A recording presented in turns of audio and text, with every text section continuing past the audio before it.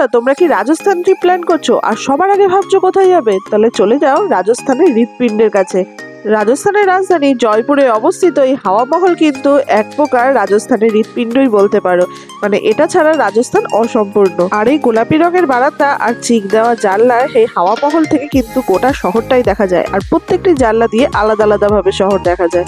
আর পৃথিবীর এমন এক বিল্ডিং যেটা ভিত্তি ছাড়াই সব থেকে বড় বিল্ডিং।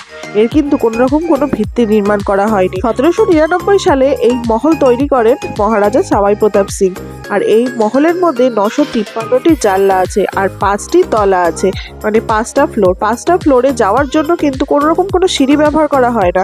আর প্রত্যেকটি তলার আলাদা আলাদা নাম আছে, যেমন ফার্স্ট ফ্লোরের নাম হলো শরৎ মন্দির, সেকেন্ড ফ্লোরের নাম রতন মন্দির, থার্ড ফ্লোরের নাম বিচিত্র মন্দির, ফোর্থ ফ্লোরের নাম প্রকাশ মন্দির এবং ফিফথ ফ্লোরের নাম হাওয়া মন্দির।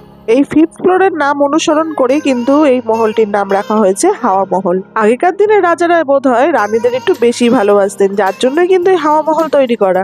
এই হাওয়া মহল তৈরি করার উদ্দেশ্য শুনলে তোমরা সত্যিই অবাক হবে। নারীদের জন্য এই জায়গাটি ছিল একদম স্বাধীনচেতা জায়গা, মানে এইখানে এসে তারা শান্তির নিঃশ্বাস ফেলতেন। আসলে এই মহলের আশেপাশেই চলতো বিভিন্ন রকমের উৎসব, তাই এখান থেকে রানীরা কোনো রকম কোনো পর্দার রাগ ঢাক না রেখে মহলের এই 953টি জানলা দিয়ে বাইরের উৎসব উপভোগ করতে। বলতে পারো রাজ পরিবারের মেয়েদের কাছে এই জায়গাটি ছিল অত্যন্ত প্রিয় জায়গা, কেন তারা এখানে পুরোপুরি স্বাধীন ছিলেন। আর বন্ধুরা, এই শহরটিকে কিন্তু গোলাপি শহর নামেও ডাকা হয়। মহারাজা সাওয়াই প্রতাপ সিং ছিলেন অত্যন্ত কৃষ্ণ ভক্ত, তাই মহলের সামনের স্ট্রাকচারটা কিন্তু কৃষ্ণের মুকুট দ্বারাই অনুপ্রেরিত। এক কথায় বন্ধুরা বলতে পারো রাজস্থান নিজের মতো করে সুন্দর। তো রাজস্থানে গেলে কিন্তু এই হাওয়া মহল যেতে একদম ভুলো না।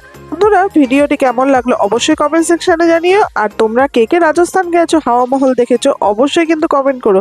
দেখা হচ্ছে নেক্সট ভিডিওতে। বাই।